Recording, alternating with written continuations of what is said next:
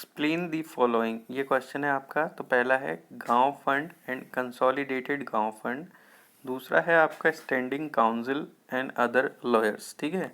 तो आंसर में आपका गांव fund and consolidated gaon fund में आप कैसे लिखेंगे। तो सेक्शन 68 आपका कोड का प्रोवाइड कराता है गांव फंड के बारे में। सेक्शन 69 आपका कंसोलिडेटेड गांव फंड के बारे में प्रोवाइड कराता है। तो गांव फंड कॉन्स्टिट्यूट किया जाता है हर एक ग्राम सभा के लिए, जहां कंसोलिडेटेड गांव फंड जो आपका कॉन्स्टिट्यूट होता है वो पूरे जिले के लिए होता है। ठीक है,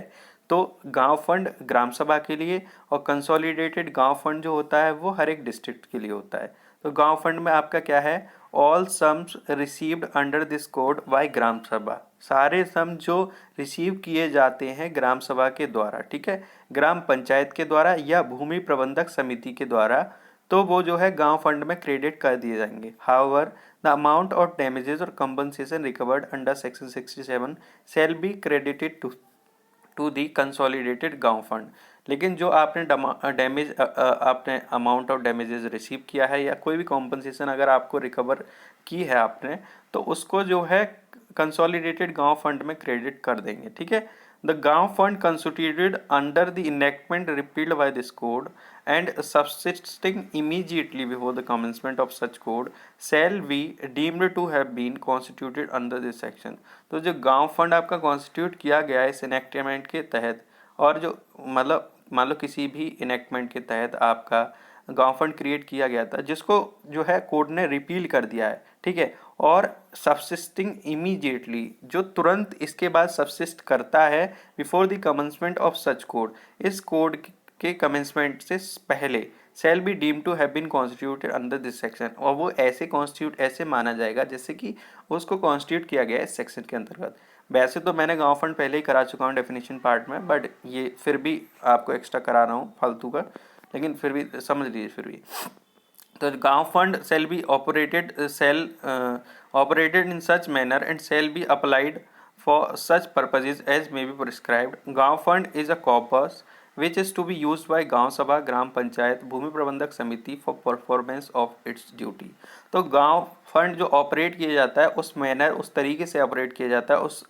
उसमें अप्लाई किया जाता है, उस तरीके उस पर्पज़ के लिए अप्लाई किया जाता है जैसा कि आपका प्रेस्क्राइब हो। गांव फंड एक कॉर्पस होता है जो कि क्या कहते हैं, गांव सभा, ग्राम पंचायत या भूमि प्रबंधक समिति के द्वारा आपका यूज किया जाता है अपनी ड्यूटीज़ को परफॉर्म करने के लिए। ठीक है, कंसोलिडेटेड गांव फंड आपका सेक्शन 69 में प्रोवाइडेड है। तो ये प्रोवाइड कराता है कि there shall be established for each district, कि हर एक डिस्ट्रिक्ट के लिए क्या होना चाहिए, एक कंसोलिडेटेड गांव फंड होना चाहिए। ठीक है, जिसके लिए following amount shell be credited, ये अमाउंट जो नीचे दे रखी हैं ये आपकी अमाउंट जो है क्रेडिट की गई हैं। तो सबसे पहली है amount referred to in the proviso of section 68 clause 1 the amount of damages और compensation recovered under section 67 by the gram sabha. तो जो भी आपका अमाउंट रिफर की गई है सेक्शन 68 क्लॉज 1 में, या फिर जो भी अमाउंट ऑफ डैमेजेस है या कंपनसेशन है जो सेक्शन 61 में आप 67 में रिकवर किए गए हैं बाय द ग्राम सभा। ठीक है, all contribution received by collector under section 69 clause 2, और जो भी सारे कंट्रीब्यूशन हैं जो रिकवर किए गए हैं या रिसीव किए गए हैं कलेक्टर के द्वारा सेक्शन 69 क्लॉज 2 में, या फिर all such other amounts as may be prescribe, और जो भी अमाउंट प्रेस्क्राइब हैं वो भैया इसमें जो है सेक्शन 69 में आपका कंसोलिडेटेड गांव फंड में आपका आ जाता है। उसके बाद constitution to the consolidated gaon fund, तो उसका कॉन्स्टिट्यूशन मतलब कॉन्ट्रीब्यूशन कैसे होता है कंसोलिडेटेड गांव फंड का। तो कंसोलिडेटेड गांव फंड का जो कंट्रीब्यूशन होता है, every gram panchayat in the district, हर एक जिले में जो हर एक ग्राम पंचायत है वो क्या पे करेगी कलेक्टर को एनुअली उस परसेंटेज पे as may be fix by state government, जो कि आपका राज्य सरकार के द्वारा आपका फिक्स किया जाता है, नॉट एक्सीडिंग 25%, जो कि कम से कम 25% तो होना चाहिए। ठीक है, of the total amount credited to the gaon fund, किसका, जो कि आपने मान लो गांव फंड के लिए कोई टोटल अमाउंट क्रेडिट किया है उसका 25%, उससे कम नहीं होना चाहिए। ठीक है, उसके बाद application of the consolidated gaon fund, आप एप्लीकेशन कैसे बनाते हो तो वो देखते हैं। तो सेक्शन 69 क्लॉज 3 ये बताता है कि कंसोलिडेटेड गांव फंड वो हर एक कलेक्टर के द्वारा ऑपरेट किया जाएगा और वो इस पर्पज़ के लिए आपका जो है यूज किया जा सकता है। पहला है कि अगर आपको किसी की फ़ी पे करनी है, अलाउंस पे करनी है, ठीक है, लॉयर्स की जो कि आपके अपॉइंट किए गए हैं सेक्शन 72 के द्वारा, तो लॉयर्स की फ़ी और अलाउंसेस के लिए पे करना, ये भी आपका जो है कंसोलिडेटेड गांव फंड से आपका पे होता है। उसके बाद the payment of expenses incurred in connection with the conduct and prosecution of suits application और अदर प्रोसीडिंग बाय और अगेंस्ट द ग्राम पंचायत और द भूमि प्रबंधक समिति अंडर दिस कोड। ठीक है, तो जो भी आपका एक्सपेंसेस हैं, जो मान लो आपका कोई भी खर्चा इनकर हुआ है, ठीक है, conduct of prosecution of suits में मान लो कोई सूट या प्रोसीडिंग चल रही है, उसमें कोई खर्चा आपका हुआ है या कोई भी एप्लीकेशन दायर करने में आपका जो खर्चा हुआ है, ठीक है, ग्राम पंचायत के अगेंस्ट या भूमि प्रबंधक समिति के अगेंस्ट, तो उसमें जो है आप कंसोलिडेटेड गांव फंड से जो है कलेक्टर जो है उसमें जो है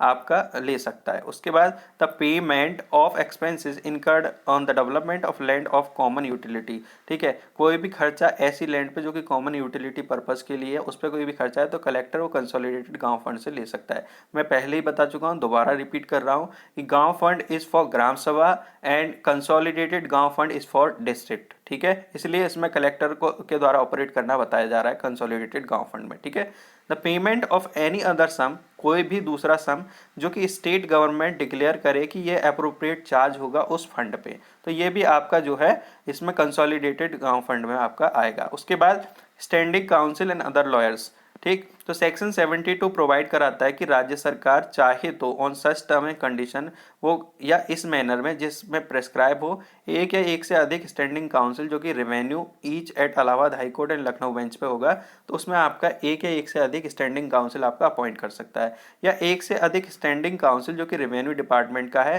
वो हर एक बोर्ड ऑफ रेवेन्यू जो आपका इलाहाबाद और लखनऊ में है तो उस पर आपका अपॉइंट करा सकता है। उसके बाद एक या एक से अधिक डिविजनल गवर्नमेंट काउंसिल जो होते हैं आपके, जो सरकारी वकील होते हैं रेवेन्यू के, तो उन्हें डिविजनल हेडक्वार्टर्स पे आपका अपॉइंट किया जा सकता है, या फिर एक डिस्ट्रिक्ट गवर्नमेंट काउंसिल जो कि आपका एक जो आपका डिस्ट्रिक्ट का गवर्नमेंट काउंसिल है आपका, एंड वन और मोर एडिशनल डिस्ट्रिक्ट गवर्नमेंट काउंसिल जो कि आपका रेवेन्यू का है, उसे भी डिस्ट्रिक्ट हेडक्वार्टर्स पे आपका अपॉइंट किया जा सकता है। उसके बाद पैनल लॉयर्स, पैनल लॉयर्स क्या होते हैं आपके,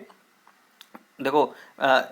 स्टेट बैंक ऑफ इंडिया आपका, ये बड़ौदा एटसेट्रा, इनमें पैनल लॉयर्स होते हैं, पैनल लॉयर्स होते हैं जो कि इनके लिए काम करते हैं, इनके कोई भी लीगल लिटिगेशन वगैरह होती है तो इनके लिए काम करते हैं। उसी प्रकार से आपका रेवेन्यू के लिए आपके कुछ पैनल लॉयर्स होते हैं, मान लो रेवेन्यू का कोई मसला है स्टेट वो उस डिस्ट्रिक्ट में, तो वो डील करेंगे उस मसले को, तो ऐसे ही पैनल लॉयर आपके अपॉइंटेड होते हैं। तो पैनल लॉयर्स क्या होते हैं, सेक्शन 72 क्लॉज 2 में बताया गया है कि जो पैनल लॉयर होते हैं वो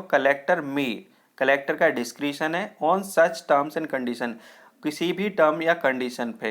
एंड इन सच मैनर, उस तरीके से जो कि आपका प्रेस्क्राइब है, ठीक है, अपॉइंट नॉट मोर देन, मतलब दो से अधिक आपके पैनल मेंबर नहीं आपके अपॉइंट होंगे पैनल लॉयर, ठीक है, दो से कम ही आपके पैनल लॉयर होंगे, और वो भी हर एक तहसील पे, ठीक है, तो हर एक तहसील पे कम से कम 2 पैनल जो आपके लॉयर्स हैं वो आपके अपॉइंटेड होंगे। उसके बाद नो ग्राम सभा, कोई भी ग्राम सभा और ग्राम पंचायत या भूमि प्रबंधक समिति, ठीक है, तो इसमें क्या है, कोई भी ग्राम सभा, कोई भी आपका ग्राम पंचायत या कोई भी Bhumi Prabandhak Samiti shall engage any legal practitioner other than one appointed under the section without आपका prior permission of the collector, तो कोई भी ग्राम सभा या कोई भी ग्राम पंचायत या कोई भी भूमि प्रबंधक समिति, ठीक है, वो इंगेज नहीं करेगी कोई भी लीगल प्रैक्टिशनर जो कि उसका other than appointed under this section without prior permission of the collector, बिना कलेक्टर की प्रायर परमिशन के आपका अपॉइंट नहीं करेगी। Representation of the gram panchayat उसका सेक्शन 73 में दे रखा है कि सेक्शन 73 प्रोवाइड कराता है कि किसी भी सूट या किसी भी प्रोसीडिंग में तो ग्राम पंचायत किसके द्वारा रिप्रेजेंट की जाएगी, तो सबसे पहले इन प्रोसीडिंग बिफोर द कलेक्टर, अगर मान लो प्रोसीडिंग कलेक्टर के बिफोर जा रही है या फिर किसी भी सिविल कोर्ट्स में जा रही है, सिविल कोर्ट्स वो होते हैं जो कि आपके दीवानी न्यायालय होते हैं ना,